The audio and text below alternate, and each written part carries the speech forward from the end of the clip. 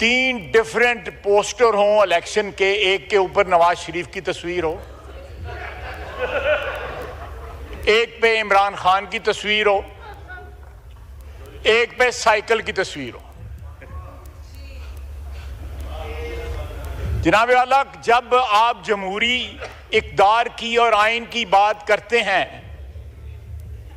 तो कम से कम थोड़ा सा तारीख पे भी नजर दौड़ा लेनी चाहिए और अपने ज़मीर को, अगर हो ज़मीर तो उसको भी टटोल लेना चाहिए। पाकिस्तान की 75 साल तारीख में वाहिद दहाई है जहां पे अडल्ट सफरेज जो है, 1 मैन 1 वोट जो है ख़त्म किया गया और पाकिस्तानी अवाम से वोट का हक लेके 80,000 बंदों को जो बेसिक डेमोक्रेट्स थे उनको अता किया गया।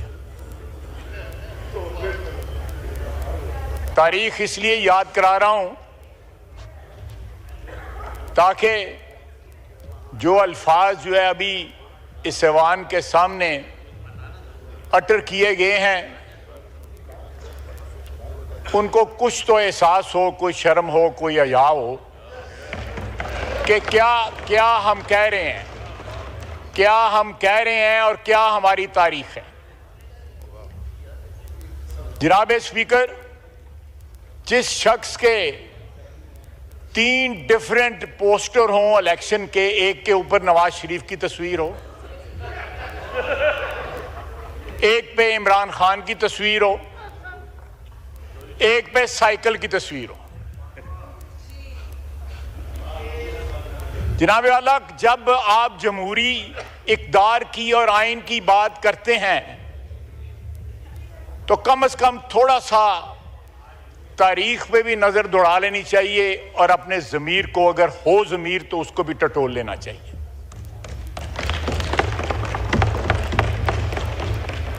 जनाब स्पीकर, हमने ये जो तरमीम जो है आज आपके सामने लेके आ रहे हैं, इस ऐवान के सामने लेके आ रहे हैं, सेनेट ने उसको पास किया है।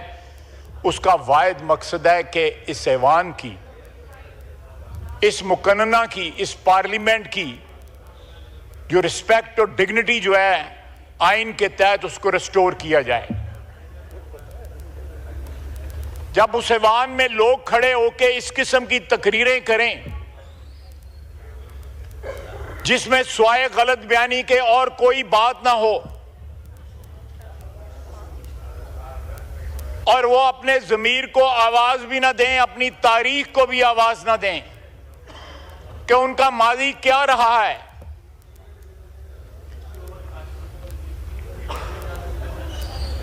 आपकी कुर्सी पे उनके बुजुर्ग बैठे और ये शख्स बैठा हुआ है नवाज शरीफ, जिसने आपकी कुर्सी पे उनको बिठाया।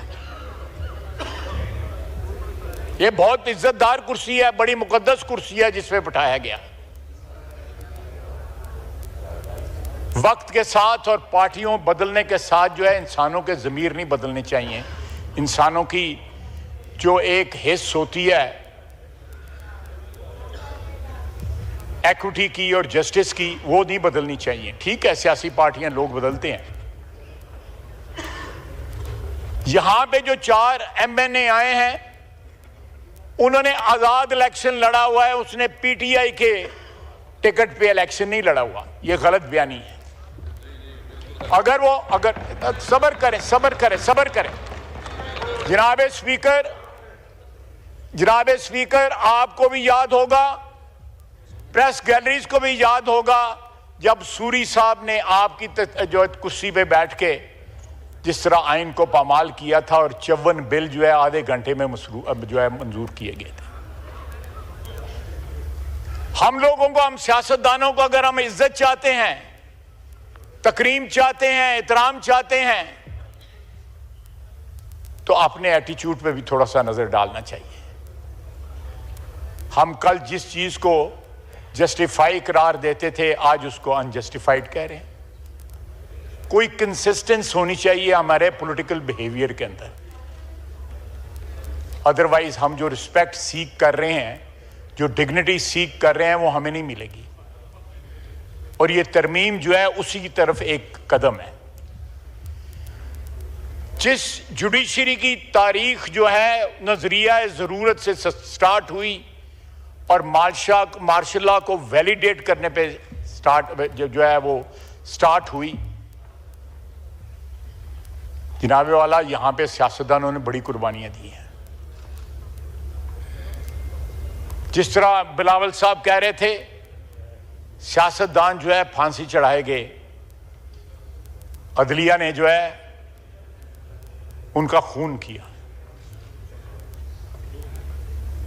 मियां नवाज शरीफ जहां पे बैठे हैं, उनको किसी के कहने के ऊपर बेटे से तनख्वाह ना लेने पे डिस्क्वालीफाई कर दिया गया। एक पॉपुलरली इलेक्टेड लीडर जिसकी 2/3 मेजॉरिटी थी, उसको डिस्क्वालीफाई कर दिया गया। आप याद करें कि यहां पे जुडिशरी किन किन नामों से जानी जाती है, पहचानी जाती है। साकब निसार, जस्टिस मुनीर, इरशाद हसन खान जिन्होंने मार्शल लॉ वैलिडेट किया था, डोगर, बंदयाल, खोसा, फायज ईसा वाहिद आदमी है जिसने इज्जत बहाल की इस जुडिशरी की।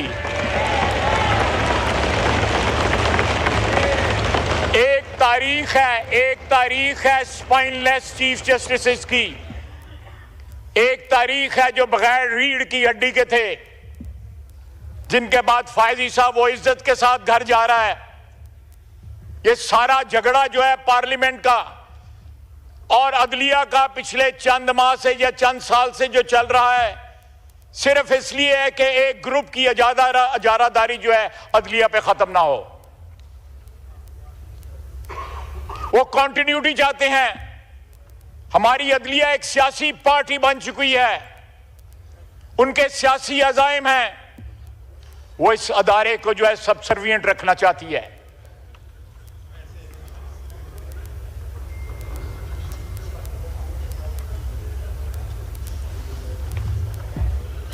वो इस अदारे को सबसर्विएंट रखना चाहती है। हम ये तरमीम जो है इसलिए ला रहे हैं कि ये हम उस सबसर्विएंट से बचें। उस अदारे की जो है सुप्रीमेसी जो है वो अदल के हिसाब से जरूर कायम रहनी चाहिए, हम भी चाहते हैं कायम रहनी चाहिए, लेकिन आइन जो सुप्रीमेसी जो है, ओवरऑल सुप्रीमेसी जो है वो इस अदारे को देता है, हम उसको प्रोटेक्ट करेंगे। और ये अदलिया, ये जो अमेंडमेंट है उसकी तरफ एक कदम है। जनाबे वाला, आज कहते हैं कि हमारे पास बिजली नहीं है। अभी तक उसकी अमेरिका की तकरीर जो है उसकी आवाज जो है उसकी गूंज जो है फिजा में बाकी है कि मैं जाके एयर कंडीशनर उतरवाऊंगा, मैं जाके टीवी उतरवाऊंगा, मैं ये करूंगा, मैं वो करूंगा।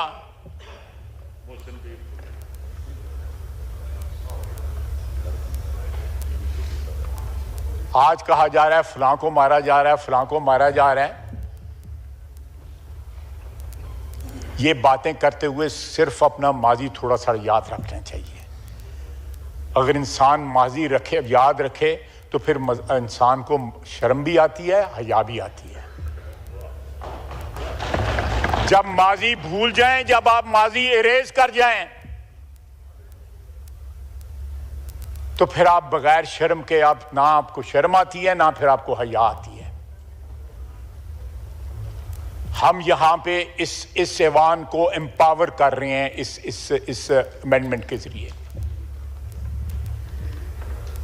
मिसाक जमहूरियत जिसके ऊपर इमरान खान साहब के भी दस्तखत हैं, हम उस मिसाक जमहूरियत की स्पिरिट को जो है उसको अलाइव कर रहे हैं, उस स्पिरिट को फॉलो कर रहे हैं। जनाब स्पीकर, उसके ऊपर मौलाना फजलुर रहमान साहब, बरादर बुजुर्ग, मैं हो सकता है उम्र में मैं ही बड़ा हूं, लेकिन फिर भी मेरे बुजुर्ग हैं, उनके भी दस्तखत हैं। मेरा भाई अचकजई साहब बैठे हुए हैं। इस ऐवान में तमाम सियासी पार्टियां जो है उनके मिसाक जमहूरियत के ऊपर दस्तखत हैं। और ये जो अमेंडमेंट जो आज हम लेके आए हैं, जो सेनेट ने पास किया है, ये उसी का शाखसाना है, ये उसकी कॉन्टिन्यूटी है, ये कोई हमने इन्वेंट नहीं की, ये उसकी कॉन्टिन्यूटी है। वो कॉन्स्टिट्यूशन कोर्ट की बात करते थे, एक एग्रीमेंट हुआ कि कॉन्स्टिट्यूशनल बेंच होना चाहिए, हमने गिवन कर दिया कि कंसेंसस की जरूरत है। हमने तो यहां तक कहा कि अगर कंसेंसस होती है, इनको मौका दिया जाके अपने लीडर को मना लें। और इन्होंने कहा कि हमारे दो इख्तिलाफ थे, एक फायदीसा और दूसरी फौजी अदालतें, वो नहीं है, हमें कोई इख्तिलाफ नहीं, हमें इसके साथ एग्री करते हैं। इनका लीडर नहीं माना, आज जबरदस्ती खिलाफ तकरीर कर रहे हैं इस अमेंडमेंट के। दिल इनका इस अमेंडमेंट के साथ है। जनाब स्पीकर, आज तारीख के उस मोड़ पे हम खड़े हैं कि पिछले 16 साल से छीनी हुई इस अदलिया की आज़ादी, जो मिसाक जमहूरियत की को जो तय पाया था, उसके तहत इस अदलिया को हमने आज़ाद करना था, लेकिन इतना आज़ाद नहीं करना था कि वो हमारी आज़ादी छीन ले, हमारी आज़ादी सल्ब कर ले।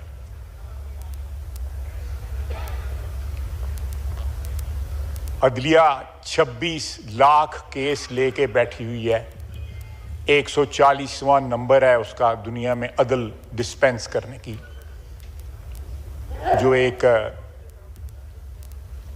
इंडेक्स है उसमें। मैं फिर कहूंगा कि जब उनको पता लगा, और 60-65 हजार केसेस सिर्फ सुप्रीम कोर्ट में हैं।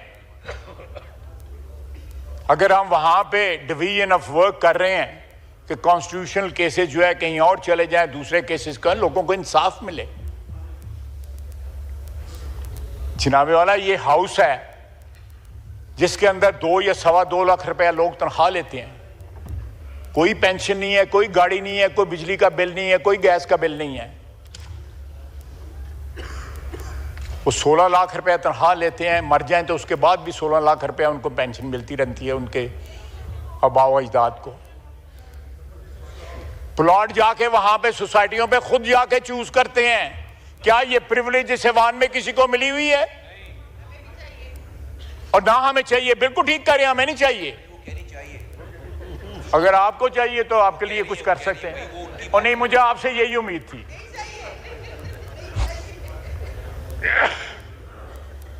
और सबसे ज्यादा जो है गाली जो है वो पार्लियामेंटेरियन को पड़ती है। हम 5 साल के बाद अकाउंटेबिलिटी करवाते हैं और एक दूसरे के गिरेबान पे भी हाथ डालते हैं।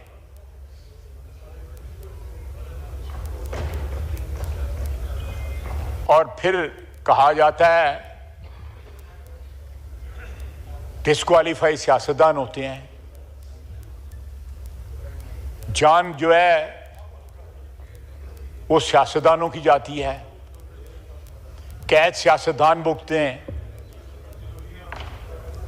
और अदलिया जो है ये 17-18 लोग जो हैं, ये कहां से आए हुए हैं? ये आसमान से आए हुए हैं। इनकी अकाउंटेबिलिटी नहीं हो सकती। इनकी अकाउंटेबिलिटी ये हाउस करेगा, ये ऐवान करेगा इनकी अकाउंटेबिलिटी। जनाब speaker, there are parliaments in the world who can call the judicial officers on the bar of the house. हम तो ये हमारे अपोजिशन वाले इस बात की अपोज कर रहे हैं कि हम जो है ये कमेटी क्यों बना रहे हैं, जो उनकी अपॉइंटमेंट कर रहे हैं, उनको पावर क्यों हम अज्यूम कर रहे हैं उनको अपॉइंट करने की। ये इस ऐवान के बेईखा हैं, खैर खा हैं, ये इस ऐवान के दुश्मन है। सियासत को इस तरह ना खींचें, इसको इस तरह लंबा ना करें सियासत को कि आप इस ऐवान को एम्पावर करने वाली एक तरमीम जो है आप उसकी भी मुखालफत करें।